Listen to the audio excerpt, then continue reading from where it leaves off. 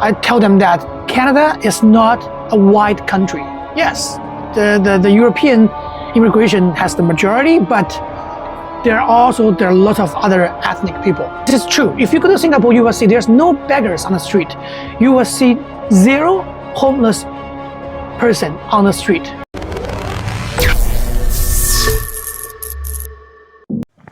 Hello everyone, this is James. Welcome back.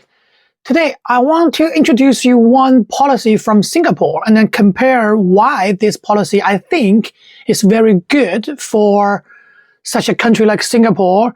And why I want to talk about that, because I think Canada or the US very similar to Singapore in one way that we both have a lot of different ethnic groups living in the country.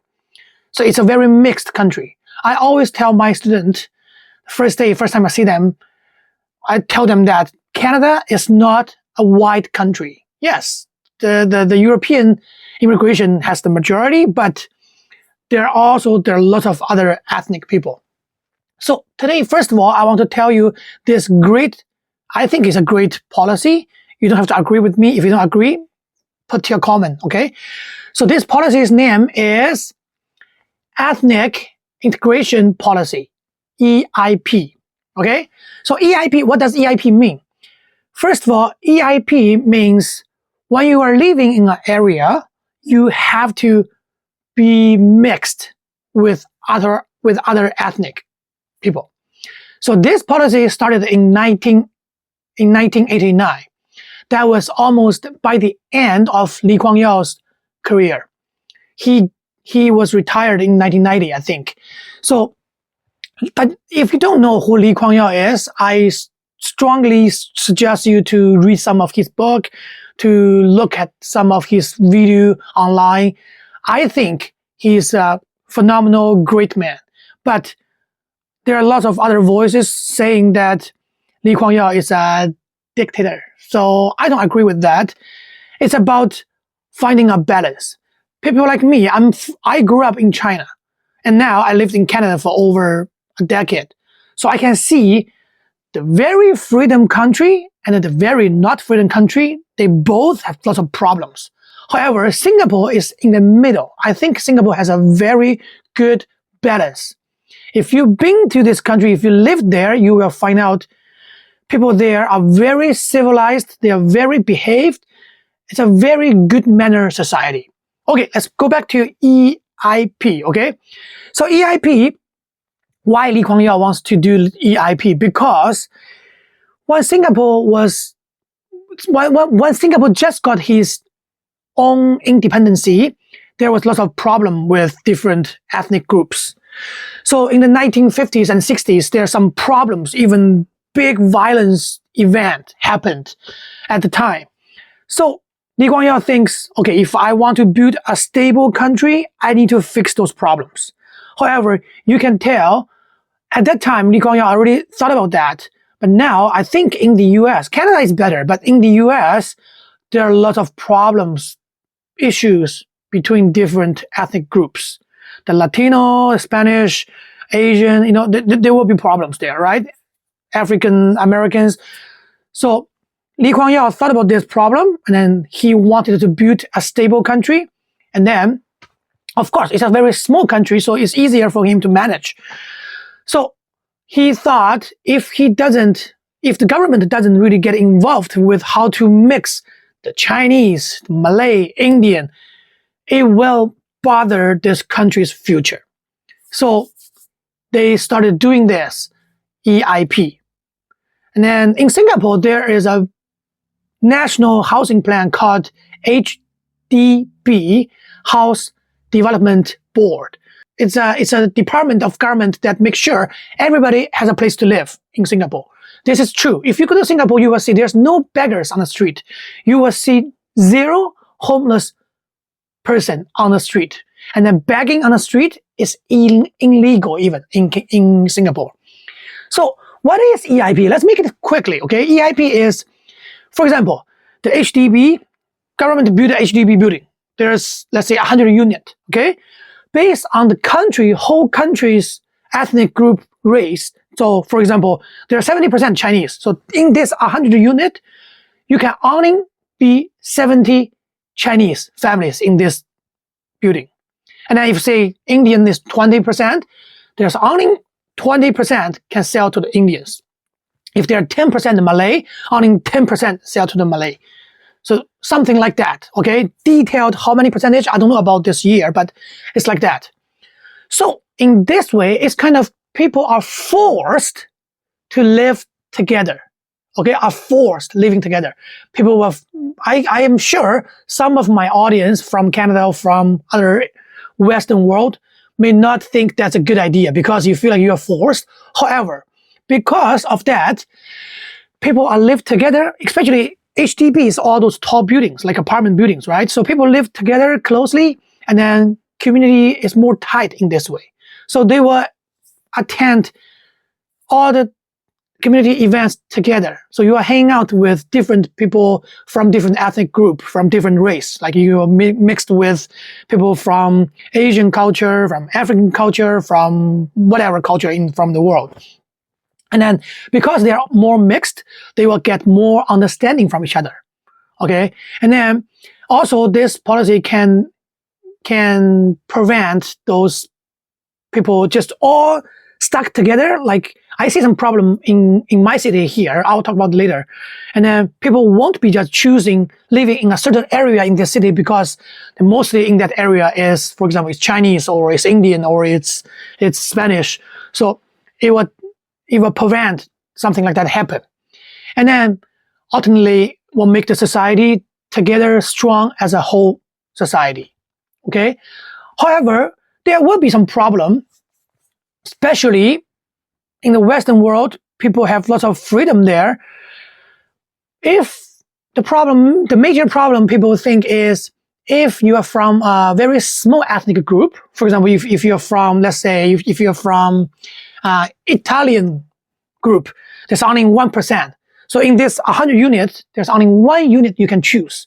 You want to live in this area, that's the only building there, and then if that unit is already sold, you just can't buy it. So you can't live in that area you want.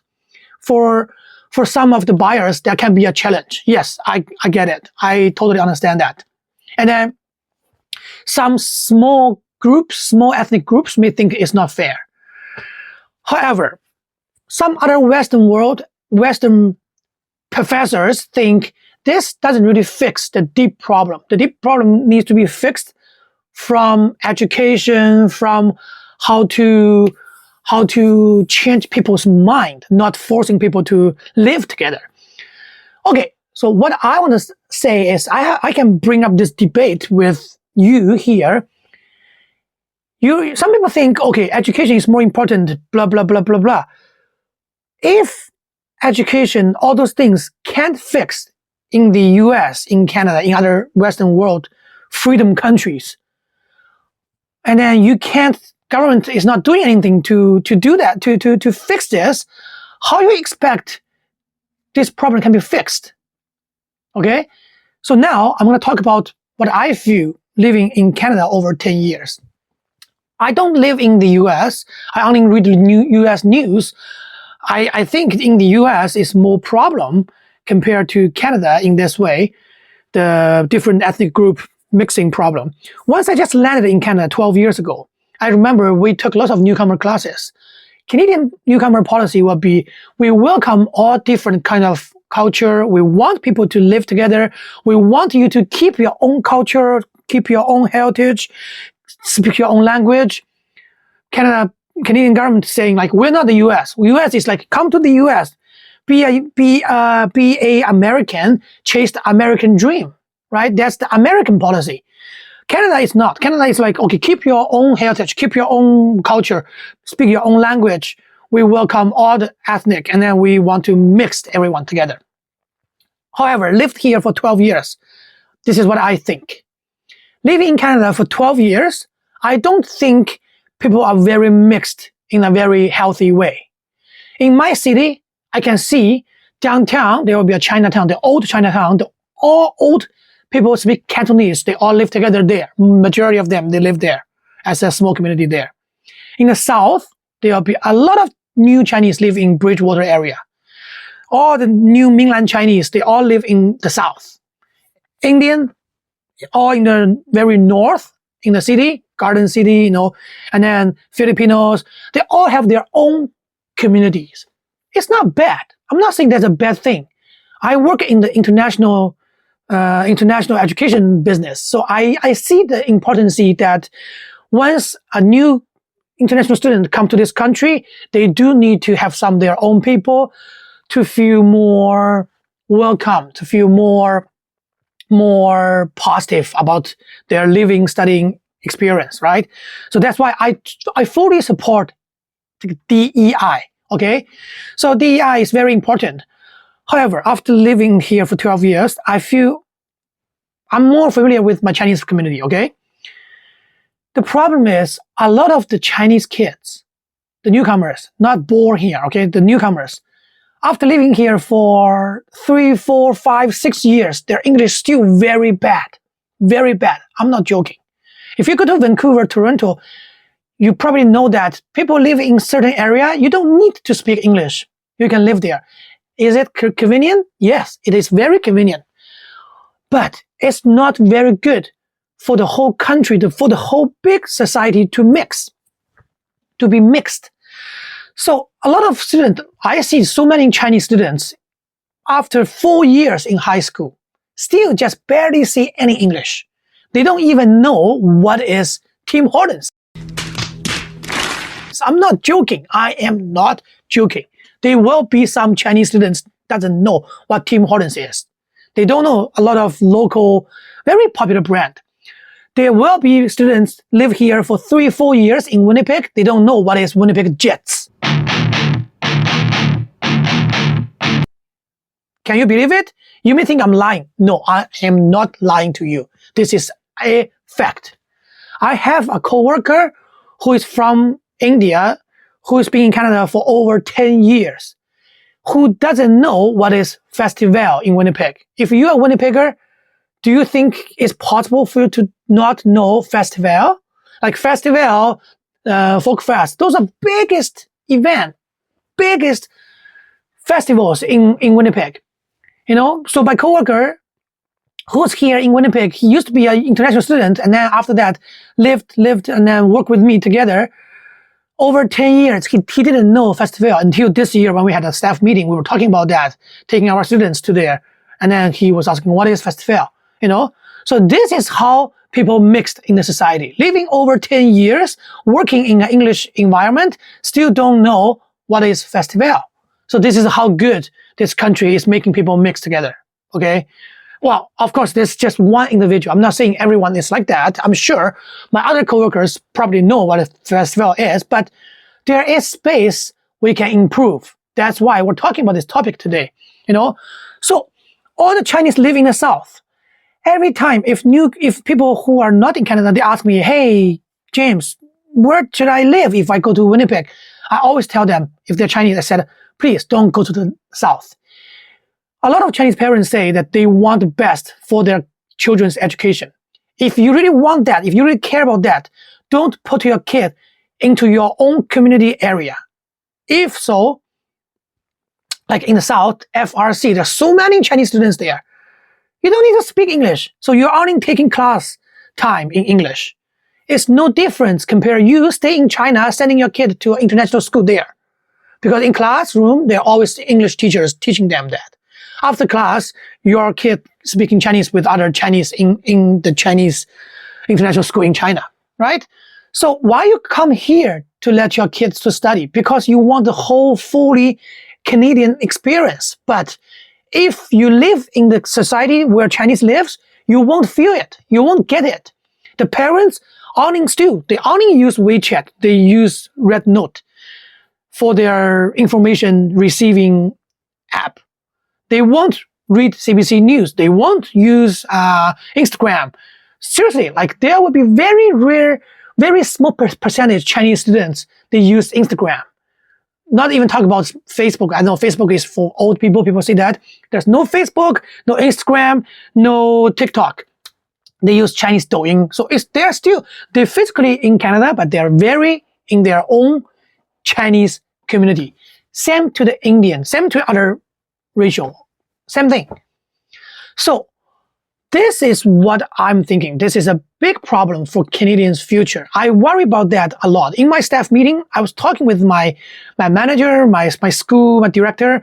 I told them that I would like to take our students to camping, to skiing trip, all those Canadian experience.